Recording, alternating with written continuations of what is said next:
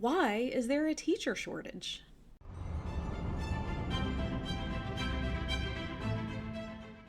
I've been seeing a lot of takes on the teacher shortage lately, and some of them are reasonable.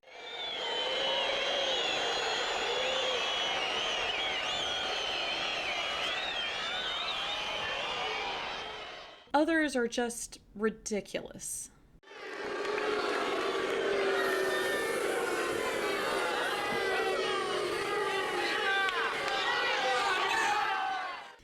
We're going to talk about the teacher shortage, and there are three main parts of this video.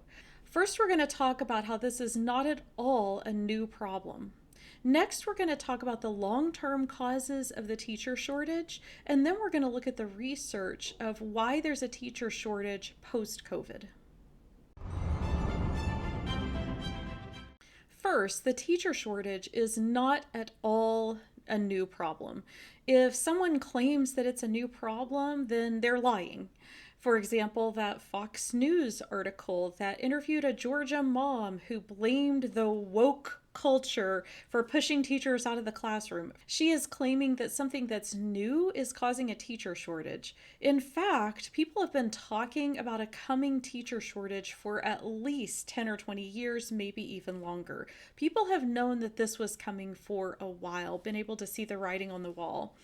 Researchers have found evidence of a teacher shortage already, not just coming in the future, but already since long before COVID.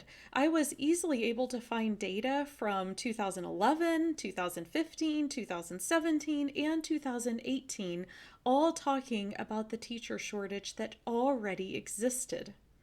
I found research published in March of 2020. This is just terrible timing for these researchers because, as we know, that was exactly when quarantine hit here in the United States. Research usually takes months or years to plan and get ready before you can actually publish it. So they had been working on this research for a while. It was published finally in March of 2020, and it was about the coming teacher shortage.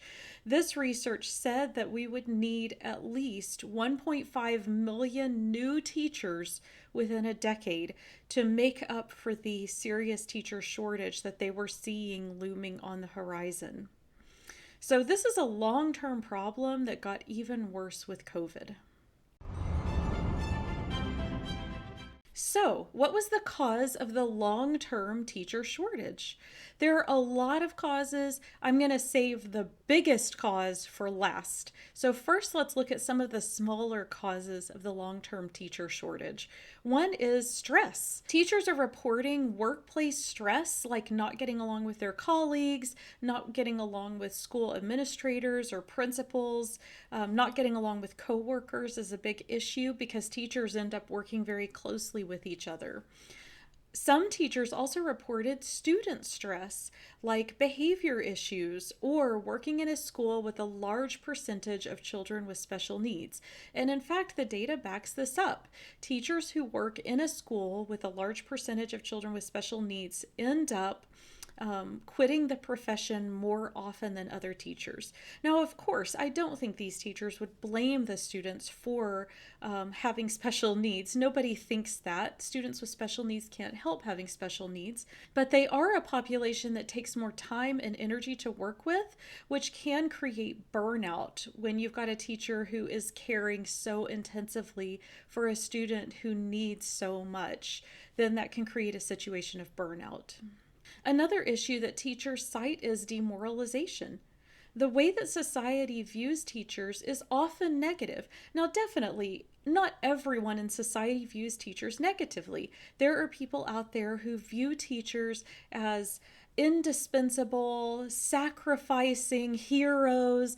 I've even heard people talk about them almost like angels in the classroom. So there are people who definitely elevate the job of teaching and see it in some kind of special status way as the heroes walking among us. But there are a lot of other people who see teachers very negatively. Research has shown that the general population sees teaching as women's work, which is devalued in society, whereas STEM fields are seen as men's work. So women's work is always devalued in society, and teaching is devalued because it's considered women's work. A lot of people also report thinking that teaching is super easy, anyone can do it, it's not competitive, so it's not this job that's held in high esteem by a lot of people as a challenging, difficult job. Instead, it's like, anybody can do that. Not only that, researchers have found that in our capitalist system, jobs are valued according to the value that they can bring to the capitalist marketplace. You're supposed to create something of value that other people can buy.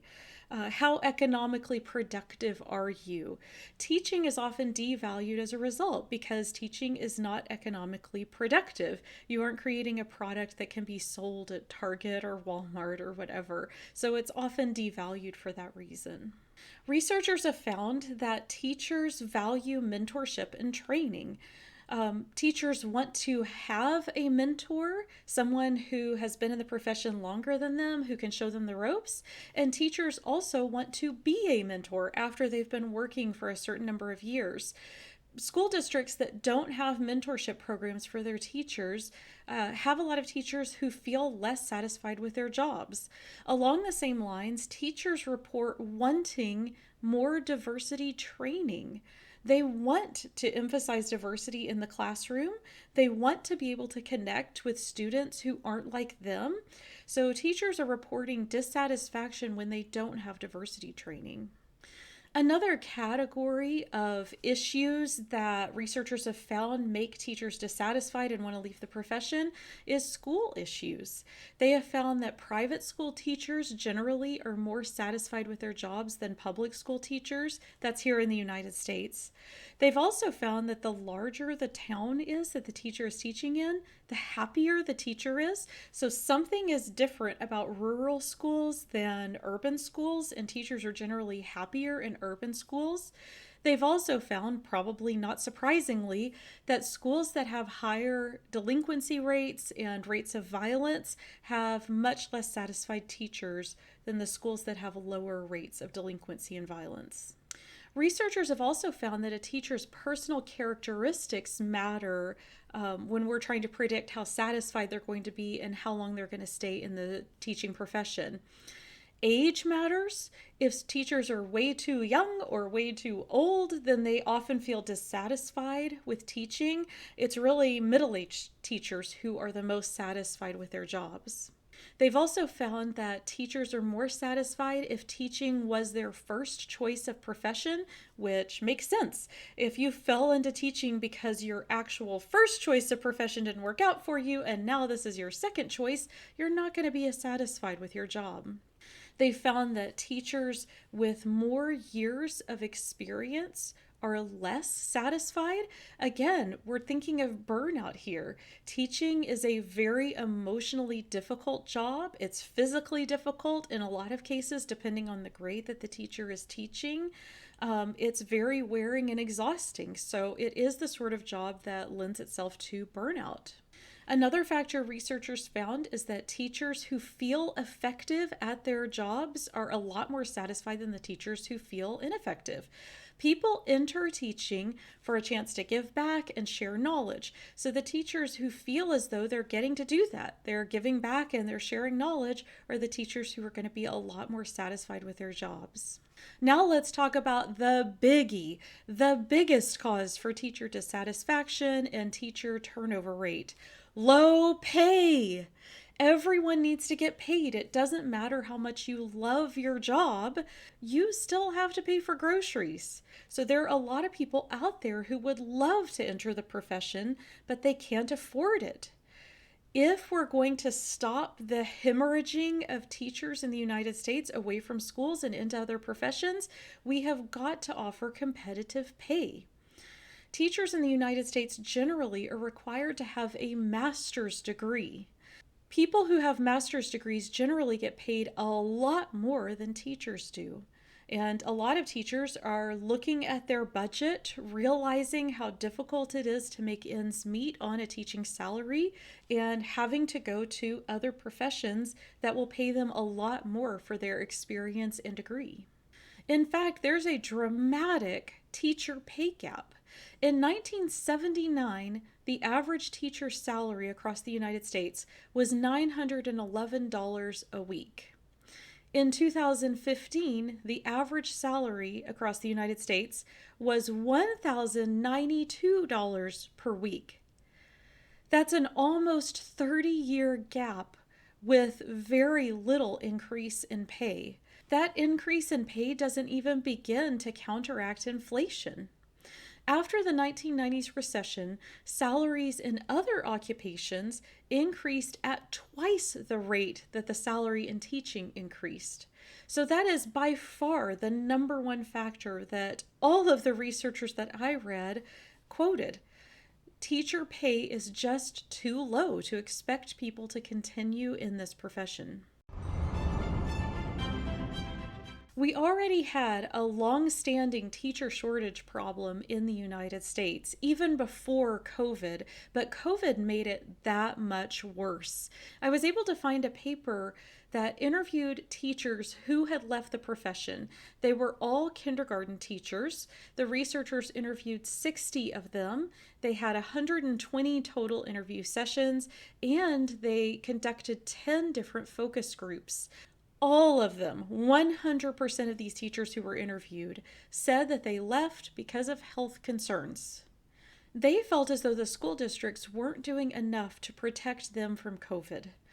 Especially in a kindergarten classroom or with any younger students, a lot of these students weren't able to get vaccinated, and these students had a hard time keeping their masks on because they're just so young. So teachers were leaving the profession at extremely high rates because either they were afraid for themselves, maybe they personally were immune compromised or had some kind of health issues that they knew would exacerbate COVID. Although most of the people that they interviewed said it wasn't about them, it was about a family member. They had elderly family members that they were concerned that they would bring COVID back to. A lot of them have young children at home, and many of the people who were interviewed reported that they had children with health issues of their own, children who were immune compromised, or had disabilities, or had some other issues that the teacher just felt like, I cannot risk going into this classroom full of kids who aren't vaccinated and aren't masking very well, and then bring COVID back to the other people in my family. The researchers also found that the teachers reported a lot of stress over the school requirements. Unlike what a lot of conservatives are saying now, this was not stress saying, oh, I can't stand to be vaccinated or I can't stand to wear a mask. It was the opposite of that. All of these teachers reported stress that the school requirements weren't strict enough around COVID. They didn't feel like their classrooms were being cleaned often enough. They didn't feel like students who could wear a mask were actually being required to, that the school was monitoring masking among older students and making sure that they were actually doing it. A lot of them reported fellow teachers who were refusing to get vaccinated or masked. So of these teachers who left the profession, all of them left because they felt that the COVID rules weren't strict enough. Then there was a third issue that some of the teachers brought up, but not all. These teachers felt that after quarantine, they ended up with much more work than they had ever done before in their classrooms, but they weren't getting an increase in pay to account for the increase in work. So these teachers were already, as we've talked about, looking at the long-term causes of the teacher shortage, already feeling like they're being underpaid but willing to do the work anyway. Then when their workload increased dramatically, they started saying, you know what, it's not worth it. I'm going to some other job that will actually pay me for the hours I'm working. So looking at the causes of the teacher shortage, the number one thing we can do to solve this problem is pay teachers more. That would solve a lot of the problem. Another major thing that schools can do to help the teacher shortage, at least in the short term, is to create more strict COVID rules. According to the research, that's what the teachers are telling us that they want in their classrooms in order to be willing to come back. Another major thing we can do is elevate the status of teachers in society. Maybe we could create media that shows teaching as an honorable and difficult profession so that it is valued as much as other professions. We can provide more training to teachers, the training that they're saying they want. They say they want training in diversity, they say they want training in helping students with special needs. Schools can offer this kind of training to their teachers and help their teacher retention rates. These problems are not inevitable. They are solvable. We can change the way that our schools operate and keep our teachers in our schools.